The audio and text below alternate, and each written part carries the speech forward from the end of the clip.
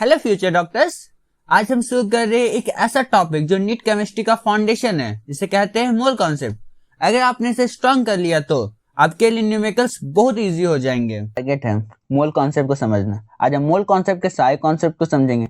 इस चैप्टर के सबसे मोस्ट इंपॉर्टेंट टॉपिक कौन कौन से हो सकते हैं? सबसे पहले एटम्स एंड मॉलिक्यूल्स को समझना,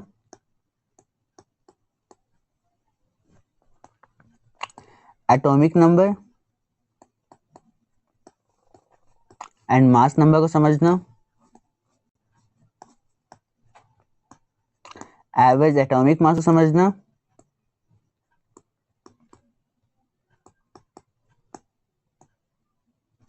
मोल कैलकुलेशंस,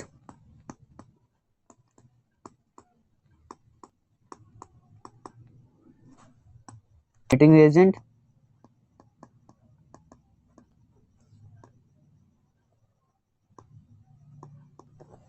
स्टैक्योमेट्री,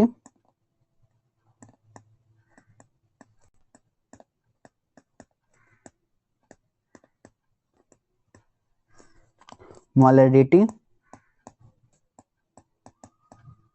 एंड मोलरिटी। इस चैप्टर के सबसे इंपॉर्टेंट टॉपिक सही है। आज का हमारा सबसे पहला टारगेट होगा एटम्स एंड मॉलिक्यूल्स को समझना। एटम्स क्या हो सकते हैं? एक एटम जो होता है, हमारे पीरियोडिक टेबल के अंदर जितने भी एलिमेंट्स होते हैं वो सब क्या होते हैं? एटम्स होते हैं। जैसे लाइक एग्जांपल में हमारा oxygen, fluorine, chlorine, bromine, etc। जो हमारा पीरियोडिक टेबल है उसके अंदर 1118 एलिमेंट्स है। उस सारे एलिमेंट्स क्या है? हमारे एटम्स है, जो हमारे फंडामेंटल पार्टिकल्स है। बट मॉलिक्यूल्स क्या होता है? मॉलिक्यूल्स एटम के कंबाइंड फॉर्म को हम क्या कहते हैं? मॉलिक्यूल्स।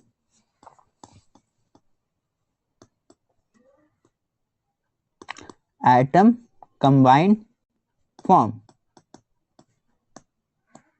जैसे एग्जांपल में हमारा CO2, जिसके अंदर कार्बन एक एटम है एंड ऑक्सीजन के 2 मॉलिक्यूल है।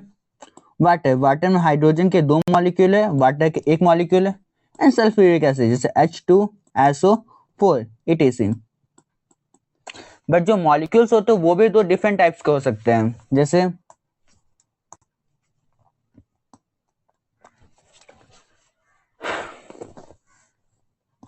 होमोएटॉमिक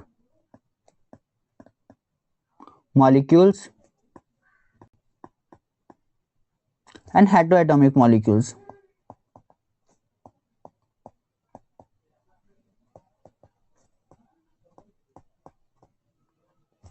होमोएटॉमिक मॉलिक्यूल्स क्या होता है? जो सेम टाइप ऑफ एटम से बने होते हैं वो होमोएटॉमिक मॉलिक्यूल्स होते हैं।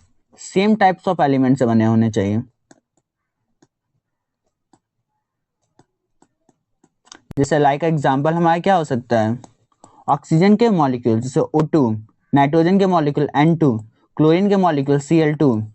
बट हेटेरोएटॉमिक मॉलिक्यूल क्या होते हैं? जो डिफरेंट टाइप ऑफ एलिमेंट से बने होते हैं।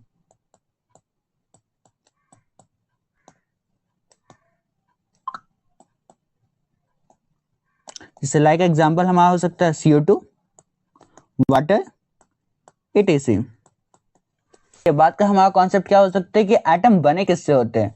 एटम्स बने होते हैं 3 सब एटॉमिक पार्टिकल से। इसमें पहला एग्जांपल हमारा होता है इलेक्ट्रॉन, दूसरा हमारा होता है प्रोटॉन, तीसरा होता है हमारा न्यूट्रॉन। पहले जो हमारा एक एटम जो होता है, एटम्स के जो पेरिफेरी वाली पार्ट होती है वहाँ इलेक्ट्रॉन प्रेजेंट होते हैं, और जो सेंटर वाला प्रेजेंट होता है उसके अंदर क्या प्रेजेंट होता है? हमारा प्रोटॉन और न्यूट्रॉन। जो हमारा क्या डिसाइड करता है? Mass of atom. बट हमारा जो इलेक्ट्रॉन का मास होता है वो बहुत कम होता है, इसलिए हम उसके मास को नोटिस नहीं करते। इसका मास की वैल्यू होती है हमारी 9.1 इंटू 10⁻31 kg। बट जो प्रोटॉन की मास होती है वो हैवियर होती है किससे? इलेक्ट्रॉन से, 1.6 इंटू 10⁻27 kg। और जो प्रोटॉन और न्यूट्रॉन होता है उसकी जो मास होती है ऑलमोस्ट सेम होती है, उसकी वैल्यू ऑलमोस्ट सेम होती है। बट हमारी जो इलेक्ट्रॉन और प्रोटॉन होते हैं दोनों की चार्ज सेम होती है बट अपोजिट साइन के साथ लिखी जाती है। इसमें इलेक्ट्रॉन की चार्ज की वैल्यू होते हैं -1.6 इंटू 10⁻⁻⁹ कूलम, और जो प्रोटॉन की चार्ज होती है उसकी वैल्यू होती है 1.6 इंटू 10⁻⁻19 कूलम। बट जो न्यूट्रॉन होता है वो न्यूट्रल चार्ज होता है, उसके पास अपनी खुद की कोई चार्ज नहीं होती है। हाँ, इसके बाद का क्या टॉपिक है, रिप्रेजेंटेशन ऑफ एटम। एक एटम को किस तरह से रिप्रेजेंट किया जाता है। एक एटम का जो सबसे मेन टॉपिक होता है उसकी सिंबल होती है पहले, दूसरा होता है उसका एटॉमिक नंबर, और तीसरा होता है उसका मास नंबर। हम किसी भी एलिमेंट का जो सिंबल होता है हम उसको एक्स से डिनोट करते हैं, एटॉमिक नंबर को हम जेड से करते हैं, और मास नंबर को हम ए से डिनोट करते हैं। जिसमें हम जैसे एक एलिमेंट का नाम लिखे, जैसे एक एलिमेंट है एक्स, जो उसका एटॉमिक नंबर होगा वो हमेशा नीचे होता है, और जो उसका मास नंबर होता है वो हमेशा ऊपर होता है। अब ये बात है कि अब एटॉमिक नंबर क्या होता है, जो नंबर ऑफ प्रोटॉन्स होती है वही हमारा एटॉमिक नंबर होता है, और जो मास नंबर क्या होती है, number of proton plus neutron. जो एक एलिमेंट का जो सेंटर में प्रेजेंट होता है उसका मास नंबर वही होता है, प्रोटॉन प्लस न्यूट्रॉन। इसको हम कह सकते हैं और क्या, न्यूक्लियॉन्स। आपने यहां तक तो समझ लिया कि हमारा एटॉमिक नंबर क्या होता है, मास नंबर क्या होता है, प्रोटॉन क्या होता है, इलेक्ट्रॉन क्या होता है, समझ गए। बट अब सोचिए कि हम न्यूट्रॉन को किस तरह से फाइंड कर सकते हैं। हमारा तो पता चल गया, प्रोटॉन को फाइंड करने के लिए हम क्या कर सकते हैं, एटॉमिक नंबर से हम फाइंड कर लेंगे। इलेक्ट्रॉन को फाइंड करना है तो नंबर ऑफ इलेक्ट्रॉन जितनी होती है नंबर ऑफ प्रोटॉन ऑलमोस्ट हमेशा सिमिलर होते हैं एक्सेप्ट चार्ज की कंडीशन में। जब चार्ज आ जाती है उस कंडीशन में नंबर ऑफ प्रोटॉन और नंबर ऑफ इलेक्ट्रॉन डिफर हो जाते हैं। जैसे एग्जांपल, जैसे में एग्जांपल है क्लोरीन। क्लोरीन का एटॉमिक नंबर होता है 17, मास नंबर होता है 35। अब इससे हमको पता चल जाएगा कि इसका प्रोटॉन का नंबर कितना है, 17। जो नीचे वाली नंबर होते हैं हमेशा प्रोटॉन होती है, बट इसके ऊपर कुछ चार्ज नहीं है, तो नंबर ऑफ प्रोटॉन और नंबर ऑफ इलेक्ट्रॉन हमेशा सेम होते हैं। नंबर ऑफ प्रोटॉन इक्वल हमेशा नंबर ऑफ इलेक्ट्रॉन होंगे जब नो चार्ज हो, बट जब चार्ज आ जाती है तो number of proton number of electron से इक्वल नहीं होते जब चार्ज प्रेजेंट होती है। जैसे इसका नंबर ऑफ प्रोटॉन की वैल्यू 17 है, नंबर ऑफ इलेक्ट्रॉन की वैल्यू भी कितनी होगी इसमें, 17। अब ये सोचिए कि इसमें नंबर ऑफ न्यूट्रॉन को किस तरह से फाइंड करते हैं। नंबर ऑफ न्यूट्रॉन को फाइंड करने का फॉर्मूला क्या होता है, mass number minus atomic number, मतलब A minus Z. Number of neutron को कभी भी आप फाइंड करेंगे तो यही एक फॉर्मूला जो सबसे बेस्ट फॉर्मूला, आप इससे हमेशा नंबर ऑफ न्यूट्रॉन को फाइंड कर सकते हैं। तो हमारा जो क्वेश्चन दिया, क्लोरीन के अंदर न्यूट्रॉन्स की नंबर कितने हो सकती है, 35 माइनस 17, तो इसकी वैल्यू कितनी आएगी, 18। अब आपका ये सवाल होगा कि चार्ज एलिमेंट में number of proton, number of electron, number of neutron किस तरह से निकाला जाता है। तो देखिए, जैसे हम एक एग्जांपल है, जैसे क्लोरीन का एग्जांपल है। क्लोरीन का एटॉमिक नंबर हमको पता चल गया 17 है, उसका मास नंबर कितना है, 35 है, बट उसके ऊपर कोई चार्ज हो गया, माइनस चार्ज हो गया, तो नंबर ऑफ प्रोटॉन और नंबर ऑफ इलेक्ट्रॉन इस समय डिफर हो जाते हैं। इसमें नंबर ऑफ प्रोटॉन की वैल्यू क्या होती है, 17 ही रहेगी, बट नंबर ऑफ इलेक्ट्रॉन इसमें डिफर हो जाएंगी। जब किसी भी एलिमेंट्स के ऊपर माइनस चार्ज होता है तो उसमें प्लस ऐड किया जाता है, जो भी चार्ज होता है वो हमेशा ऐड होता है, माइनस चार्ज हो तो उसमें हमेशा ऐड होगा। तो हमारा एटॉमिक नंबर जो भी नंबर प्रोटॉन है वो लिखेंगे, और उसके ऊपर जो चार्ज होती है उसको हमेशा ऐड कर देंगे, माइनस चार्ज हो तो हमेशा ऐड होगी, तो +1, तो इसमें नंबर ऑफ इलेक्ट्रॉन कितने होगी, 18। बट नंबर ऑफ न्यूट्रॉन किस तरह से हम फाइंड करते हैं, नंबर ऑफ न्यूट्रॉन कभी भी चेंज नहीं होती है जब उसके अंदर कोई चार्ज आ गया, नंबर ऑफ न्यूट्रॉन की वैल्यू उसी तरह से फाइंड होती है, ए माइनस जेड से। हमारा 35 पहले भी था मास नंबर, और एटॉमिक नंबर पहले भी 17 था, बट अब फाइंड करके इसकी वैल्यू कितनी आ गई, 18 आ गई। बट अब किसी एलिमेंट के अंदर उसके अंदर पॉजिटिव चार्ज आ जाए, जैसे पोटेशियम, पोटेशियम को +1 चार्ज हो जाए, उसका एटॉमिक नंबर 19 होता है, उसका मास नंबर 40 होता है, तो यहाँ नंबर ऑफ प्रोटॉन की वैल्यू अभी भी सेम होगी, 19 होगी। बट नंबर ऑफ इसमें इलेक्ट्रॉन की वैल्यू चेंज हो जाएगी क्योंकि इसके अंदर चार्ज प्रेजेंट है और वही पॉजिटिव चार्ज, जितनी ज्यादा पॉजिटिव चार्ज होगी वो उतनी ज्यादा माइनस होगी। इसके अंदर 1 पॉजिटिव चार्ज था तो हम इस नंबर प्रोटॉन से 1 माइनस होगी, तो 19 माइनस 1 18। और नंबर ऑफ न्यूट्रॉन कभी भी चेंज नहीं होती है उसके चार्ज के आने की वजह से।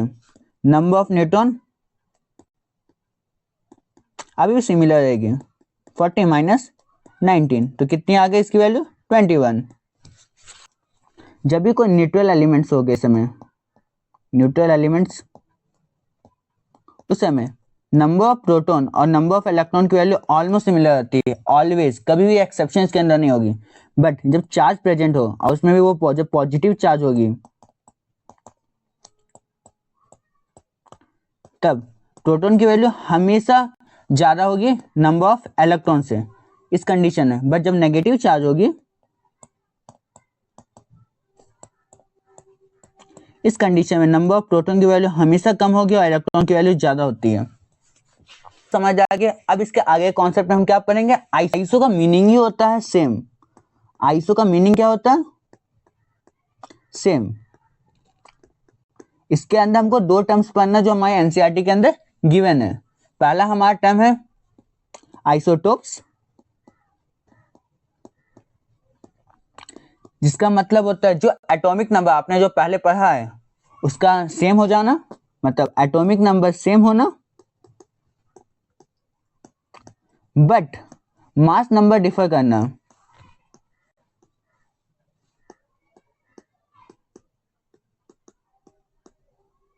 इसका बेस्ट एग्जांपल हमारा हाइड्रोजन है।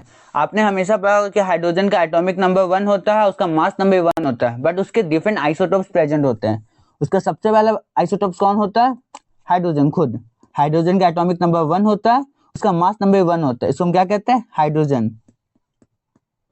बट हाइड्रोजन के अदर आइसोटोप भी होते हैं, इसमें एटॉमिक नंबर सिमिलर होगा, 1 ही होगा, बट मास नंबर डिफर कर जाएंगे। उसका मास नंबर हो जाएगा 2, जिसको हम ड्यूटेरियम कहते हैं। बट इसके अदर और आइसोटोप्स होते हैं, इसमें हाइड्रोजन का एटॉमिक नंबर 1 होता है बट मास नंबर 3 हो जाता है, इसे हम टाइटेनियम कहते हैं,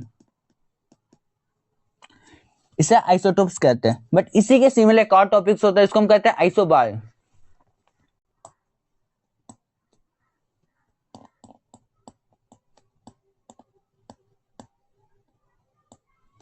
इसी के सिमिलर टॉपिक होते हैं एक आइसोबार, जिसमें मास नंबर सेम हो जाती है अब, बट इसमें एटॉमिक नंबर डिफर हो जाती है।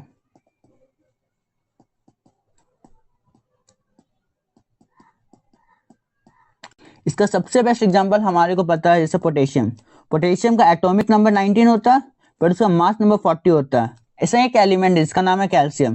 कैल्शियम का एटॉमिक नंबर 20 होता है बट मास नंबर 40 होता है। इसके अंदर मास नंबर आपको सेम दिख रही है, जैसे 40 इसका मास नंबर, इसका मास नंबर 40 है, बट एटॉमिक नंबर दोनों के अंदर डिफरेंट है। बट जो आपने पहले आइसोटोप्स, उसमें एटॉमिक नंबर आपको तीनों के अंदर सेम दिखेगी बट मास नंबर तीनों के अंदर डिफरेंट दिखती है। हमारे एनसीईआरटी के अंदर दो ही टॉपिक दिए, आइसोटोप एंड आइसोबार के बारे में। यहाँ तक मेरी बात समझ आ गई। अब इस टॉपिक में हम क्या जानेंगे,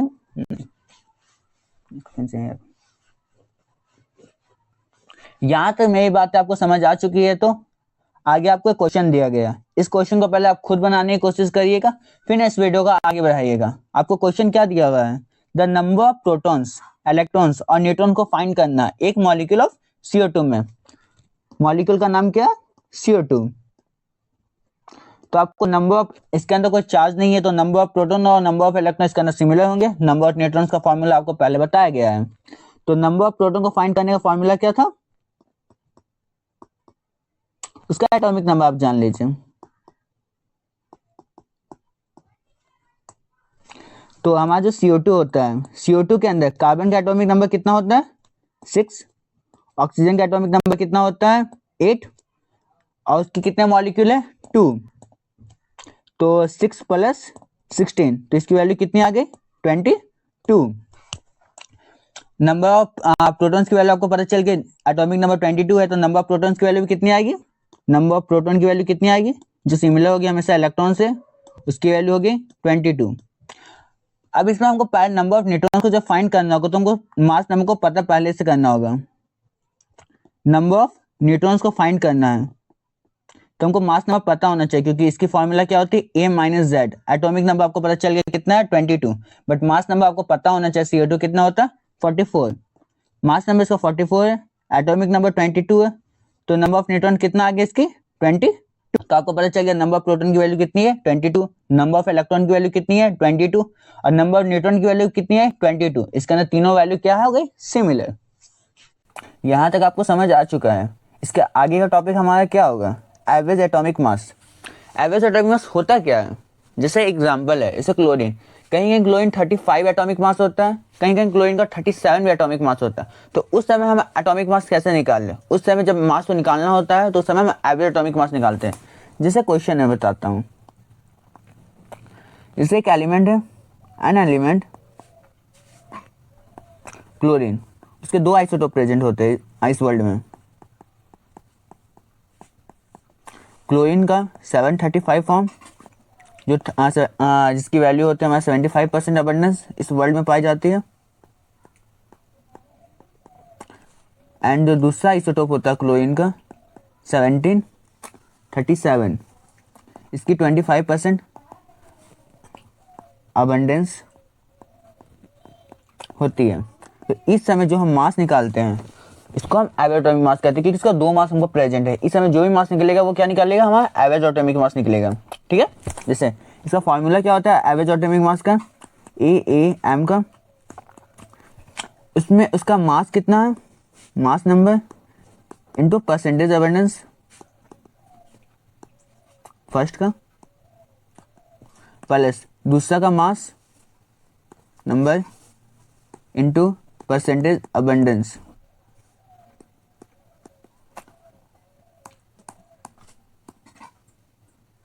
बाई 100। इसका फॉर्मूला ये होता है, अब इसको कैलकुलेट करेंगे। इसका हमको मास कितना दिया हुआ, फर्स्ट क्लोरीन का 35, उसका परसेंटेज अबंडेंस कितना है 75, दूसरा का मास नंबर कितना दिया हुआ 37, उसका परसेंटेज अबंडेंस कितना दिया है 25 बाई टोटल 100। जब आप इसे कैलकुलेट करेंगे तो इसकी वैल्यू कितनी आती है, 3550 बाई 100। जीरो जीरो कटिए, जीरो से कटेगा तो कितनी वैल्यू आ जाएगी, 35.5 आंसर। आप समझे कि हमेशा किसी का मोर देन 2 आइसोटोप प्रेजेंट होता है उसका हमेशा हम क्या निकालते हैं, एवरेज एटॉमिक मास निकालते हैं। क्लोरीन का हमारा एवरेज एटॉमिक मास कितना होता है, 35.5। बात का हमारा टॉपिक क्या होगा, mass of the atom and molecule. किसी भी एटम का मास कैसे निकालते हैं, मास ऑफ एटम निकालने का फॉर्मूला क्या होता है, देखिए मास ऑफ एटम, किसी का भी मास निकालना है तो हम क्या निकालेंगे, क्योंकि हमको पता है कि एक एटम का मास कहाँ प्रेजेंट होता है, सेंटर में, न्यूक्लियस के अंदर। न्यूक्लियस में भी कहाँ पे, प्रोटॉन प्लस न्यूट्रॉन जो होता है उसका वो मास होता है। उसी तरह से मास ऑफ हम किसका लिख सकते हैं इसमें, प्रोटॉन प्लस न्यूट्रॉन। आपको पता है कि किसी भी एक एटम के अंदर प्रोटॉन का नंबर वैरी करता है, उसका मास हमेशा सेम होगा। प्रोटॉन का मास हमको पता है 1.67 इंटू 10 टू की पावर -27 kg होता है, वो फिक्स है। बट उसका नंबर, हाइड्रोजन के अंदर 1 प्रोटॉन है, क्लोरीन के अंदर 17 प्रोटॉन है, सबके अंदर प्रोटॉन की वैल्यू वैरी करती है। इसी तरह से तो यहाँ नंबर ऑफ प्रोटॉन इंटू उसका मास ऑफ प्रोटॉन, किसी भी मास ऑफ प्रोटॉन को लिखने का नंबर क्या लिखेंगे, उसमें कितना नंबर ऑफ प्रोटॉन है और उसका मास ऑफ प्रोटॉन कितना है, प्लस नंबर ऑफ न्यूट्रॉन और मास ऑफ न्यूट्रॉन्स। आपको पता है कि मास ऑफ प्रोटॉन और मास ऑफ न्यूट्रॉन सेम होता है, तो उसको हम कॉमन लिख सकते हैं। मास ऑफ प्रोटॉन कॉमन हो गया, नंबर ऑफ प्रोटॉन और नंबर ऑफ न्यूट्रॉन। आपने पढ़ा होगा कि जब भी हम नंबर निकालते हैं उसको हम क्या कहते हैं, मास नंबर। आपने पहले पढ़ा है कि मास नंबर किसको डिनोट करते हैं, ए से डिनोट करते हैं। उसी नंबर को हम क्या कहते हैं, number of proton plus number of neutron. तो mass of proton into mass number, इसको हम एटॉमिक नंबर नहीं कर सकते, मास नंबर, उसका न्यूक्लियस जो भी मास होती है। अब मास ऑफ प्रोटॉन की वैल्यू कितनी होती है हमारी, आपने पढ़ा था 1.67 इंटू 10 टू की पावर -27 kg। ठीक है, इसको हम और किस किस फॉर्म में लिख सकते हैं, इसको ग्राम के फॉर्म में लिखेंगे तो क्या लिखेंगे, mass number into 1.67 into 10 to की पावर -24 ग्राम, क्योंकि 1 kg के अंदर 10 टू की पावर 3 ग्राम होती है।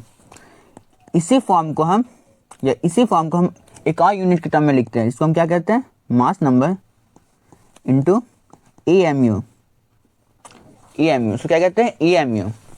और इसको एक और फॉर्म में लिख सकते हैं, EMU को हम सिंपली फॉर्म में हम U भी लिख सकते हैं। तो मास नंबर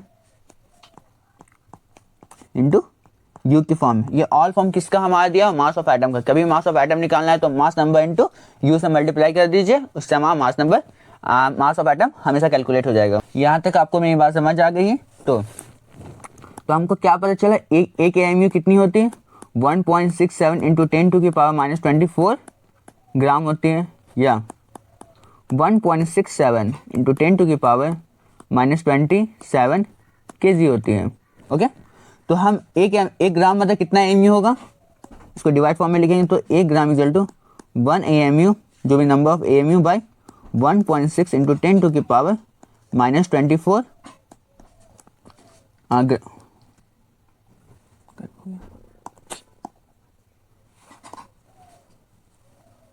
तो हम इसको क्या लिखेंगे? 1 ग्राम का मतलब कितना होगा? AMU बटा 1.67 इंटू 10⁻24 ग्राम। ओके, इस फॉर्म को हमेशा हमको याद रखना है, ये सबसे मोस्ट इंपॉर्टेंट फॉर्म होते हैं इसकी। ओके, अब इसके आगे का टॉपिक को हमें बहुत कॉन्सेप्ट समझना, क्योंकि इसके आगे का जो टॉपिक्स होते हैं वो नीट या जेईई के अंदर सबसे डोमिनेट क्वेश्चन वहीं से आते हैं। जैसे एग्जांपल हम बताते हैं आगे। जैसा क्वेश्चन हमारे को दिया हुआ रहेगा एग्जाम के अंदर, mass of 1 atom of carbon. आपसे पूछा जाएगा कार्बन के एक एटम का मास क्या होता है, तो हम क्या लिखेंगे हमेशा? मास नंबर इंटू यू। तो मास नंबर कार्बन कितना होता है? 12, और उसे यू से मल्टीप्लाई कर देंगे। यू की वैल्यू आपको पता है कितनी होती है? 1.67 इंटू 10⁻⁻24 ग्राम। वैसे आपसे पूछ सकता है क्वेश्चन के अंदर mass of 1 atom of oxygen, तो उसका भी यही फॉर्मूला होगा, मास number into multiply you. Mass number oxygen कितना होता है हमारा? 16, उसको मल्टीप्लाई कर दिए यू से, तो इसकी वैल्यू कितनी आ गई? 16 इंटू 1.67 इंटू 10⁻⁻24 ग्राम। इसमें एक और फॉर्म में क्वेश्चन आता है, जब पूछा जाएगा नंबर ऑफ एटम तो कैसे निकालते हैं, तो उसका फॉर्मूला किस तरह से रिप्रेजेंट करते हैं, उसका क्वेश्चन को देखिए। जैसे क्वेश्चन क्या होगा,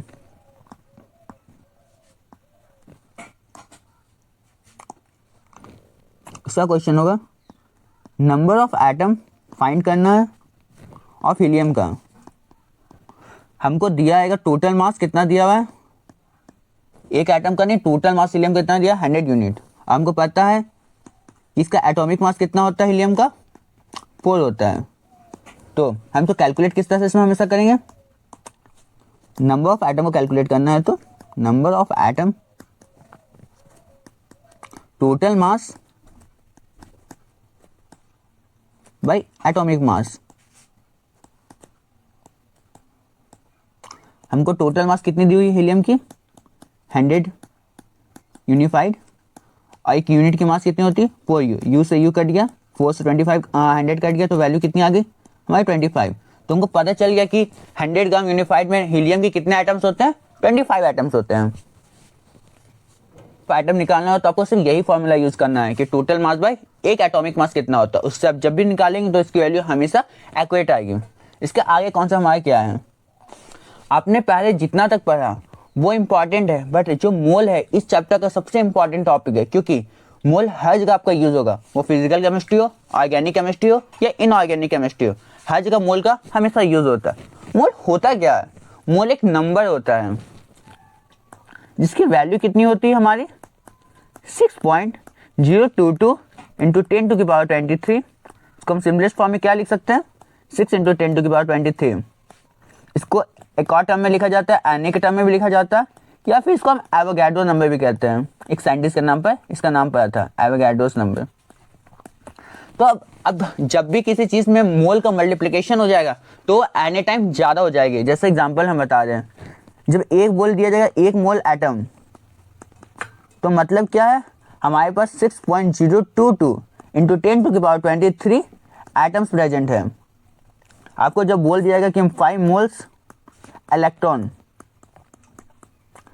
तो 5 नंबर है, जितना नंबर वो नंबर, मोल का नंबर कितना होता है Na लिख सकते हैं शॉर्ट फॉर्म में, इनटू इलेक्ट्रॉन है तो इलेक्ट्रॉन, तो हमारे पास कितना इलेक्ट्रॉन हो जाएगा 5 Na इलेक्ट्रॉन्स हो जाएगा। जब भी किसी के साथ मोल का मल्टीप्लिकेशन होता है वो एनी टाइम ज्यादा हो जाता है, कि एक मोल क्या होता है, एक नंबर होता है। बट हमने जब पहले पढ़ा था उस समय हमने क्या पढ़ा था, मॉलिक्यूलर मास, जो हम यू के टर्म में लिखते थे। बट अब जो मास लिखेंगे हम किस टर्म में लिखेंगे, ग्राम के टर्म में लिखेंगे। इस कॉन्सेप्ट को समझना सबसे इंपॉर्टेंट है, क्योंकि इस यही जगह है जहां आपको हमेशा कंफ्यूज होगी कि हमारा दो तरह का मास होता है। एक होता है मॉलिक्यूलर मास,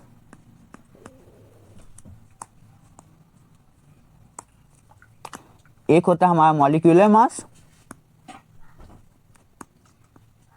एक होता है हमारा मोलर मास। मॉलिक्यूलर मास कैसे हम लिखा जाता है, क्योंकि उसको रिप्रेजेंट करने का तरीका हमको याद रखना। लिखा जाएगा mass of one atom of, example में हम कार्बन नहीं लिखते, ऑक्सीजन का देते हैं, ऑक्सीजन का। तो mass of one atom oxygen में क्या लिखेंगे, उसका मास कितना होता है 16, और उसको मल्टीप्लाई किससे करेंगे, AMU से, यूनिफाइड मास से। तो इसकी वैल्यू कितनी आती है 16 इंटू 1.67 इंटू 10 टू की पावर 27 kg, और ग्राम के टर्म में लिखेंगे तो कितनी 16 इंटू 1.67 इंटू 10 टू की पावर -24 ग्राम। बट आपको जब मोलर मास के टर्म में लिखते हैं तो हम उसमें क्या लिखेंगे,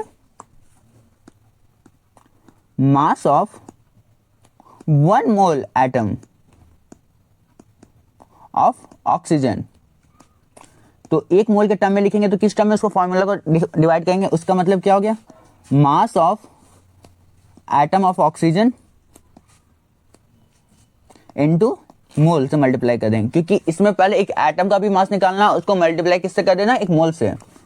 तो मास ऑफ 1 एटम ऑक्सीजन का हम कितना लिख रहे थे 16 AMU, और Na मोल क्या होता है हमारा, एवोगाड्रो नंबर होता है, इसको हम किस नंबर नाम से यूनिट करते हैं, Na। बट अब आपको हमेशा याद अब रखने एक यूनिट की, एक AMU और एक Na मल्टीप्लाई करके क्या बना देता है, 1 ग्राम का यूनिट बना देता है। ये सबसे इंपॉर्टेंट फॉर्मूला, आपको ये फॉर्मूला को याद रखना आपको, कि एक AMU और एक एवोगाड्रो नंबर को मल्टीप्लाई करेंगे तो किस चीज़ में कन्वर्ट कर देता, ग्राम में कन्वर्ट कर देता है। तो हमारी कितनी आ गई इसकी फॉर्मूला से 16 ग्राम। इसलिए मोलर मास हमेशा ग्राम के टर्म में लिखी जाती है और मॉलिक्यूलर मास हमेशा यू के टर्म में लिखी जाती है, यूनिफाइड मास के टर्म में लिखी जाती है। यहाँ तक आपको मेरी बात समझ आ चुकी है। तो कुछ का मोलर मास आपको याद रखना होगा कि एग्जाम में आपको जल्दी क्वेश्चन बनाना है। तो जैसे एक मोलर मास, ये सबसे इंपॉर्टेंट हमारा होता है CO2, जिसका मोलर मास हमको याद रखना होता है 44 ग्राम होता है मोलर मास। जैसे वाटर दूसरा एग्जांपल है जो सबसे ज़्यादा यूज होता है, उसका मोलर मास 18 ग्राम होता है। तीसरा हो गया हमारा अमोनिया, जिसे NH3 कहते हैं, इसका मोलर मास 17 ग्राम होता है। तीसरा हो गया हमारा ग्लूकोज, चौथा ग्लूकोज का फार्मूला हमारा होता है C6H12O6, जिसका मोलर मास हमारा होता है 180 ग्राम। चौथा सुक्रोज, जिसका फार्मूला होता है हमारा C11H22O11, इसका मास होता है हमको याद रखना 342 ग्राम होता है। छठा हमारा होता है H2SO4, जिसको हम कहते हैं सल्फ्यूरिक एसिड, जिसका मास होता है 98 ग्राम। पांचवा होता है हमारा यूरिया, जिसकी वैल्यू होती है हमारी 60 ग्राम। इसके बाद हमारे आते हैं एसिटिक एसिड, जो यूज़ होती है सबसे ज़्यादा, जिसकी मास हमारी 60 ग्राम होती है, जिसकी फार्मूला होती है हमारी CH3COOH। ये फार्मूला आपको याद रखनी, क्योंकि ये जो मोलर मास होती है आपकी हर जगह यूज होगी, कि इस मोलर मास को आपको अच्छी तरह से याद रखनी है। अब इसके बाद हमारे को क्वेश्चन दिया द मॉलिक्यूलर मास निकालना है SO4 का। तो मॉलिक्यूलर मास हमने सीख लिया किस तरह से निकाला जाता है, मॉलिक्यूलर मास निकालने के लिए हम क्या करेंगे, मास नंबर इनटू यू से मल्टीप्लाई कर देंगे। SO4 का मास नंबर कितना होगा, सल्फर कितना होता है मास 32, ऑक्सीजन कितना होता है 16, उसको 4 से मल्टीप्लाई कर दीजिए। 32 प्लस 16 4 कितना होता है हमारा 64 होता है। 64 और प्लस 32 को ऐड करेंगे तो कितना आ जाएगा हमारा 426 एंड 96। तो हमारा मास नंबर SO4 का कितना होता है 96, उसको यू से मल्टीप्लाई कर दीजिए। एक यूनिफाइड मास का हमको वैल्यू हमको पता, ग्राम के टर्म में कितनी होती है 1.67 इंटू 10 टू की पावर -24 ग्राम।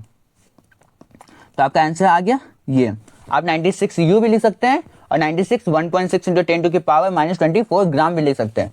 बट इसी से अगर आपको मोलर मास पूछा जाता है SO4 का, तो हम क्या लिखते हैं? डायरेक्ट मास नंबर इंटू ग्राम। तो मास नंबर कितने दी हुई है इसकी? 96 इंटू ग्राम। यही डिफरेंस आपको याद रखने की, मॉलिक्यूलर मास किस तरह से निकाला जाता है और मोलर मास में क्या डिफरेंस होता है। अब इसके बाद हमारी सबसे इंपॉर्टेंट टॉपिक होती है कैलकुलेशन ऑफ मोल। मोल के क्या क्या फॉर्मूलाज हो सकते हैं। हमारे मोल के 3 फॉर्मूला है जो हर जगह आपका यूज होगा। सबसे पहले मोल का फॉर्मूला होता है given mass by molar mass, जो आपको निकाले अभी। दूसरा फॉर्मूला होता है गिवन पार्टिकल्स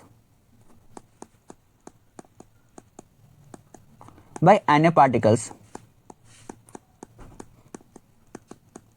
ये 2 फॉर्मूला जो होता है वो हर जगह वैलिड होता है। ये सॉलिड में भी वैलिड होगा, लिक्विड में वैलिड होगा और गैस के अंदर भी वैलिड होगा। बट इसके बाद एक फॉर्मूला होता है जो सिर्फ ओनली गैसेस के लिए वैलिड होता है। मोल का वो फॉर्मूला का नाम क्या होता है? उसका फॉर्मूला होता है गिवन वॉल्यूम बाय 22.4 लीटर के टर्म में, और ml के टर्म में लिखेंगे तो गिवन वॉल्यूम बाय 22.400 ml के टर्म में लिखेंगे। मोलर मास हमेशा ग्राम के टर्म में लिखी जाती है। और इस तो एक नंबर है जो आपको याद रखना है। आपको ये 3 फॉर्मूला सबसे इंपॉर्टेंट, सबसे ज़्यादा यूज होने वाली है। बट इसके अंदर एक और तरह का क्वेश्चन पूछी जाती है कि नंबर ऑफ इलेक्ट्रॉन किस तरह से निकलता है, नंबर ऑफ प्रोटॉन किस तरह से निकलता है। उसके लिए एक शॉर्ट ट्रिक है जो मैं बता रहा हूँ, आप उसको याद कर लोगे ना, तब कभी भी कंफ्यूज नहीं हो पाओगे। वो ट्रिक कैसे यूज होती है इस जगह पर, यूज होती है। इससे हमको क्वेश्चन आएगा इसी जगह पर कि हमको गिवन पार्टिकल निकालने आएगी, तो उसे मोल से मल्टीप्लाई करना होता है इंटू Na पार्टिकल से मल्टीप्लाई करना होता है। बट इसी तरह से क्वेश्चन बनती है पार्टिकल्स में क्या क्या होती है। जब आपसे पूछा जाएगा कि इलेक्ट्रॉन का नंबर फाइंड करना है, तो आप क्या करेंगे उस समय? Number of electron into mole into Na। Simply form में आपको याद रखना है पहला वाला। दूसरा आपको प्रोटॉन पूछा जाएगा तो आपको यही करना है, number of proton into mole into Na। जब आपसे पूछा जाएगा कि नंबर ऑफ एटम्स निकालिए, तो एटम्स निकालने के लिए क्या कहें? Number of atoms into mole into Na। और जब आपसे मॉलिक्यूल पूछा जाएगा, नंबर ऑफ मॉलिक्यूल को फाइंड करने, तो आप तब भी यही फॉर्मूला यूज करेंगे, number of molecule into mole into Na। NEET के अंदर हर साल और जेई के अंदर हर साल number of atoms, number of proton, number of neutron, number of electron पूछी जाती है। इसलिए इस फॉर्मूला को आप सिर्फ याद रखिए, आप सारे क्वेश्चन को आराम से बना पाएंगे। देखिए अब बनता कैसे है क्वेश्चन। अब देखिए क्वेश्चन बनता कैसे है। कुछ मैं क्वेश्चन दे रहा हूं आपको, जैसे 36 ग्राम ऑफ वाटर, तो आपको समय क्या फाइंड करना? मोल्स को फाइंड करना है। तो क्या होगा, आप सोचिए, जब आपको मास दी हुई होगी तो आप कौन सा फॉर्मूला यूज करेंगे? तो मोल का फॉर्मूला यूज करेंगे given mass bye molecular mass. तो आपको गिवन मास कितनी दी हुई है? 36 ग्राम। और मोलर मास वाटर कितनी होती है? मैंने अभी याद किया था कितनी होती? 18 ग्राम। तो आपकी मोल कितनी आ गई? 2 मोल। समझ गया? इसी तरह से आपको फाइंड करने से। और क्वेश्चन देखिए, आपकी दूसरी क्वेश्चन दी हुई है कि 48 ग्राम, नहीं, आपकी दूसरी क्वेश्चन दी है कि 49 ग्राम ऑफ H2SO4 में कितने मोल होते हैं। तो आपको मास दी हुई है, तो आप उस तरह से निकालिए। जैसे मास हो गई आपकी गिवन मास 49 ग्राम और H2SO4 की मोलर मास कितनी होती है? 98। इसको काटेंगे तो कितना आएगी? 1/2 मोल। इसी तरह से जैसे क्वेश्चन में लिख सकते हैं 22 ग्राम ऑफ CO2। तो आपको गिवन मास कितनी दी हुई है? 22। टोटल मास कितनी होती है CO2 की? 44। डिवाइड करेंगे तो कितनी आएगी? 1/2 मोल। जैसे और क्वेश्चन में दी हो सकती है आपको 6.022 into 10⁻22 of particle of CO2 दी हुई है। तो इस समय कैसे मोल को फाइंड करेंगे, जब आपको पार्टिकल दी जाएगी तो आपको वो फॉर्मूला यूज करना है, number of particles by N A particles. Number of particles कितनी दी हुई है 6.022 इंटू 10⁻22। एन ए पार्टिकल कितनी होती है 0.022 इंटू 10⁻23। इससे ये कट गया 10⁻22 10⁻23 कट गया तो 1/10 आएगी, जिसकी वैल्यू हो जाती है 0.1 मोल। उसी तरह से और क्वेश्चन हम लिख सकते हैं से 12.044 इंटू 10⁻21 पार्टिकल्स ऑफ वाटर लिख सकते हैं। इसमें नंबर ऑफ मोल की वैल्यू क्या आ सकती है, नंबर ऑफ पार्टिकल्स आपको कितनी दी हुई है 12.044 इंटू 10⁻21। एन ए पार्टिकल्स कितनी होती है 6.022 इंटू 10⁻23। इसको ये काटेंगे तो कितनी आएगी 6 से 12 कटेगी तो 2 आएगी, इससे ये कटेगी तो 1/100 आ जाएगी, क्योंकि यहाँ 10⁻2 बच जाएगी। तो 2/10⁻2 जब ये ऊपर जाएगी तो कितनी आ जाएगी 10⁻2 मोल। आपको नंबर ऑफ मोल्स फाइंड करने का एक यही फॉर्मूला है, given mass by total mass जो मॉलिक्यूलर मास होते हैं, given particles by N A particles, और जब वॉल्यूम के टर्म में दी होगी तो गिवन वॉल्यूम बाय 22.4 लीटर्स। आपको मेरी बात समझ आ चुकी है, तो कुछ क्वेश्चन की हम लोग प्रैक्टिस करते हैं। आपको क्वेश्चन दिया हुआ है find the number of atoms, हमको नंबर ऑफ एटम को फाइंड करना present in 0.016 gram of methane के अंदर क्या होगी। तो आपको मैंने फॉर्मूला इसका बता दिया, क्या फॉर्मूला होता है नंबर ऑफ एटम का। नंबर ऑफ एटम का फाइंड करने का सबसे पहला फॉर्मूला था उसका, नंबर ऑफ एटम्स कितना प्रेजेंट होने चाहिए उस मॉलिक्यूल के अंदर, number of atom into N A particles into 1 mole, जितने भी उसके नंबर मोल्स प्रेजेंट होंगे। तो नंबर ऑफ एटम मीथेन के अंदर कितने होंगे, जैसे मैं एग्जाम दिखाता हूं आपको। मीथेन का फॉर्मूला क्या होता है CH4। तो नंबर ऑफ एटम कितने हो गए, कार्बन का 1 एटम है, हाइड्रोजन का 4 एटम है, टोटल एटम कितने हो गए 5 एटम्स। तो नंबर ऑफ एटम कितने हो गए 5 इंटू Na। एक मोल कितना आएगा, आपको मोल फाइंड करना है, तो उस समय कैसे फाइंड करेंगे, आपको मास दी हुई है 0.06 और मीथेन की मास कितनी होती है 16 होती है, क्योंकि कार्बन की मास 12 होती है, हाइड्रोजन की मास 1 होती है। आप ऐड करेंगे तो कितनी आएगी मास 16। ये कट जाएगा तो बाई डिवाइड 1000 नीचे आ जाएगी, जैसे ये कट गई तो कितनी बची 10⁻³ मोल आ गई। आपको मोल की वैल्यू पता चल गई 10⁻³ मोल है। तो Na की वैल्यू आपको पता है कितनी होती है 5 इंटू 6.022 को मानते नहीं है, एग्जैक्ट वैल्यू होती है 23 इंटू 10⁻³ 5 को 6 से मल्टीप्लाई करेंगे तो कितनी आएगी 13। 10⁻23 मल्टीप्लाई 10⁻³ होगी तो कितनी बचेगी 23 - 3 कॉमन कर लेंगे तो 30 इंटू 10⁻³ बच गए मेरी 20। अब मल्टीप्लिकेशन के फॉर्म में रखेंगे तो 0 इधर जाएगी तो 3 इंटू 10⁻21 नंबर ऑफ आइटम्स आए।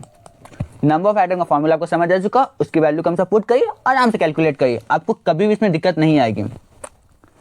दूसरा क्वेश्चन आपको दिया हुआ है, पहले आप इसे खुद सॉल्व करिएगा, उसके बाद इसका आंसर और सॉल्यूशन को देखिएगा। फाइंड मास ऑफ CO2, आपको मास ऑफ CO2 को फाइंड करना, आपको पता नहीं है, मॉलिक्यूलर मास पता 44 ग्राम होता है। Which have the same molecule present in the 68 gram of ammonia NH3 के अंदर। तो आपको पता है कि मॉलिक्यूल का फॉर्मूला क्या होता है, सेम मॉलिक्यूल, तो मॉलिक्यूलर का फॉर्मूला क्या होता है number of molecule into Na into mole. Number of molecule दोनों के अंदर सेम है कि इसके अंदर 1 मॉलिक्यूल, इसके अंदर भी 1 molecule, number of molecule same हो गया। Na हमेशा सेम होता है given volume, but number of mole मतलब नंबर ऑफ मॉलिक्यूल सेम होना मतलब नंबर ऑफ मोल का सेम हो जाना।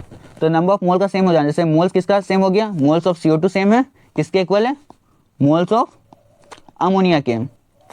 तो आपको इसमें मास के टर्म में दिया, तो आपको मास के टर्म में इसको सॉल्व करना होगा। आपको गिवन आपको मास निकालना किसका CO2 का, तो इसको मोलर मास कितना होता है CO2 का हमको पता होना चाहिए 44 ग्राम। आपको मास ऑफ अमोनिया दिया हुआ है 68 ग्राम, मोलर मास कितना इसका होता है आपको मैंने बताया था 17। अब इसको कैलकुलेट करिए, 17 से 68 कितने बार में जाएगी 4 टाइम्स में जाएगी, तो मास ऑफ CO2 कितने आ गए 44 इंटू 4, इसको मल्टीप्लाई करेंगे तो 6 इंटू 176 ग्राम आंसर। आपको जब भी मॉलिक्यूल सेम होगा तो उसमें समझ लीजिएगा कि नंबर ऑफ मोल सेम है, नंबर ऑफ मोल सेम है तो उससे मास के टर्म में दिया तो मास के टर्म में सॉल्व करिए, वॉल्यूम के टर्म में दिया तो वॉल्यूम के टर्म में सॉल्व करिए, पार्टिकल्स के टर्म में दिया तो पार्टिकल्स के टर्म में हमेशा सॉल्व करिए इसको। यहाँ तक मेरी बात आपको समझ आ चुकी है, तो अब इसका आगे कॉन्सेप्ट को देखिए। मोल में यही सबसे इंपॉर्टेंट टॉपिक आपको फाइंड करने के लिए।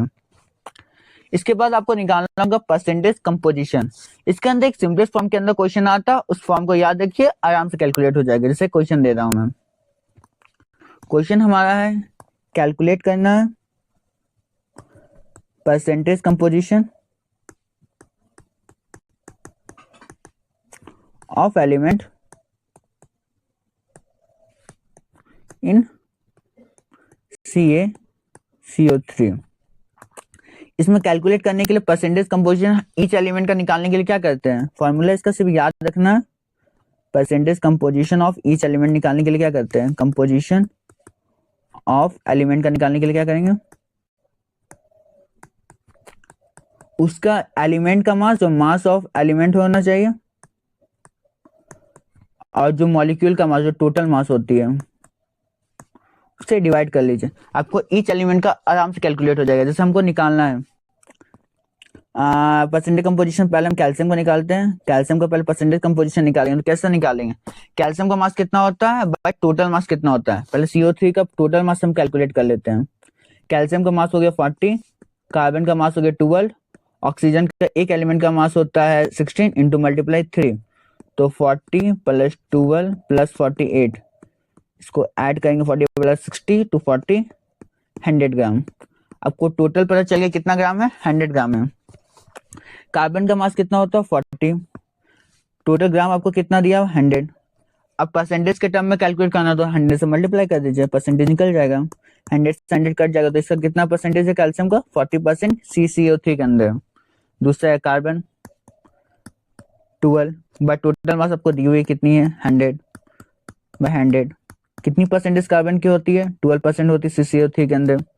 तीसरा दिया ऑक्सीजन, ऑक्सीजन की कितनी कंपोजिशन है, टोटल मास आपको ऑक्सीजन कितना 16 है, और कितना एटम से 3 एटम है, तो टोटल मास उसकी कितनी होगी 48 बाई 100 इंटू 100, परसेंटेज के टर्म में निकालना तो 48%। आपको परसेंटेज कंपोजिशन में कुछ याद नहीं करना, सिर्फ एक गिवन एलिमेंट का मास लिख दीजिए, बट टोटल मास लिख दीजिए और 100 से मल्टीप्लाई कर दीजिए। इससे दुनिया के सारे परसेंटेज कंपोजिशन क्वेश्चन आराम से आपके सॉल्व हो जाएंगे। इसके बाद का हमारे आगे क्या क्या टॉपिक्स बचे हैं। इसके बाद जो नीट के अंदर समटाइम बहुत ज्यादा पूछी जाती, इंपेरिकल एंड मॉलिक्यूलर फॉर्मूला। अब इंपेरिकल फॉर्मूला क्या होता है, मॉलिक्यूलर फॉर्मूला क्या होता है, किसी का भी सिंपलेस्ट फॉर्म मॉलिक्यूल का जब लिखा जाएगा, सिंपलेस्ट फॉर्म ऑफ मॉलिक्यूल्स, उसे कहते हैं इंपेरिकल फॉर्मूला। और मॉलिक्यूलर फॉर्मूला कैसे कहते हैं, जैसे एग्जैक्ट फॉर्म ऑफ मॉलिक्यूल का जब भी लिखेंगे तो उसका मतलब क्या होता है मॉलिक्यूलर फॉर्मूला। जैसे हम एग्जांपल बता रहे हैं, एक मॉलिक्यूलर फॉर्मूला हम बता रहे हैं, जैसे ग्लूकोज का मॉलिक्यूलर फॉर्मूला क्या होता है C6H12O6, बट अब इसे डिवाइड कर दीजिए 2 से सबको, ये आ गया आपके मॉलिक्यूलर फॉर्मूला। इसको सिंपलेस्ट फॉर्म में करना है तो इसे 6 से डिवाइड कर दीजिए, 2 से नहीं 6 से डिवाइड करिए, तो 6 से डिवाइड करने के बाद क्या हो जाएगा, कार्बन का 1 एटम, हाइड्रोजन का 2 एटम, ऑक्सीजन के 1 एटम, तो ये सिंपलेस्ट फॉर्म आ गया। जब किसी का सिंपलेस्ट फॉर्म में लिखा जाता है तो उसका मतलब होता है इंपेरिकल फॉर्मूला, और जब उसका एग्जैक्ट फॉर्म में जब मॉलिक्यूल को लिखा जाता है तो उसका मतलब होता है मॉलिक्यूलर फॉर्मूला। जैसे दो एग्जांपल में लिख सकते हैं, कोई और एलिमेंट जैसे वाटर तो सिंपलेस्ट फॉर्म में लिखा है, जैसे H2O2, इसको हम 2 से डिवाइड कर देंगे तो इसका सिंपलेस्ट फॉर्म आ जाएगा पेरोक्साइड का HO। कभी भी इसको सिंपलेस्ट फॉर्म में लिखना तो इंपेरिकल, जब उसको कॉम्प्लेक्स फॉर्म में लिखना तो मॉलिक्यूलर फॉर्मूला। इसके एक सिंगल टाइप के क्वेश्चन हमेशा पूछे जाते हैं, उसी को आपको याद रखने, उसी मेथड को याद रखनी और सॉल्व करनी है, किस तरह से वो सॉल्व होती है। सबको क्वेश्चन दिया हुआ है, आपको पहले इंपेरिकल फॉर्मूला निकालना ऑफ कंपाउंड जिसे कंटेनिंग 50% एक्स यहाँ होती है, 50 कंटेनिंग एक्स में कितना है 50% कंपोजिशन है उसकी एक्स का, जिसका एटॉमिक मास या मॉलिक्यूलर मास कितना दिया हुआ 10, वाई का परसेंटेज कंपोजिशन दिया 50, जिसका एटॉमिक मास है 20। इसको फाइंड करने का 3 सिंपलेस्ट मेथड है, उसी को आप यूज करिए, आराम से ये कैलकुलेट हमेशा हो जाएगा। जैसे आप पहले हमेशा एलिमेंट का नाम लिखिए एक साइड एक्स और वाई,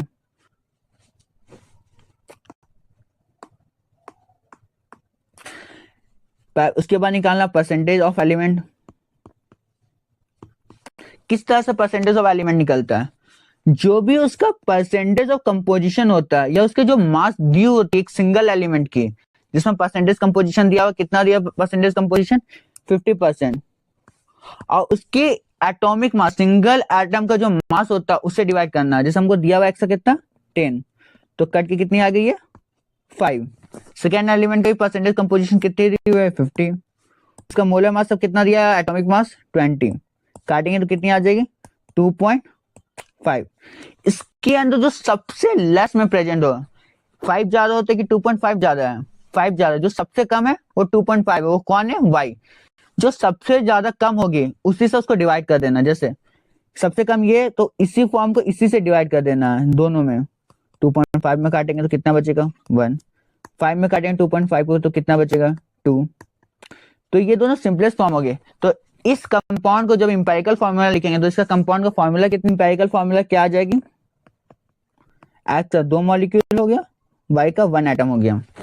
आपको ये फॉर्मूला गिवन आंसर आ जाएगी। आपको इसी तरीके से हमेशा सॉल्व करना है। परसेंटेज ऑफ कंपोजिशन निकाल लीजिए, उसके उसी नंबर में सिंपलेस्ट फॉर्म में होगा उसी से उसको डिवाइड कर दीजिए, हमेशा आपका इंपेरिकल फॉर्मूला कैलकुलेट हो जाएगा। इसके आगे टॉपिक्स हमारे क्या हो सकते हैं। आपको क्वेश्चन दिया गया, आपको इसका आंसर कमेंट बताना है। क्वेश्चन दिया टोटल एटम्स ऑफ इलेक्ट्रॉन्स निकालना है इन 88 ग्राम ऑफ CO2। यहां तक आपको सारे कॉन्सेप्ट समझ आ चुके हैं तो इस वीडियो को लाइक करें, सब्सक्राइब करें एंड फॉलो करें। आपको इसी तरह के वीडियो को देखना है तो हमारे चैनल को सब्सक्राइब करें। इसका पार्ट 2 आपको बहुत जल्दी मिल जाएगा।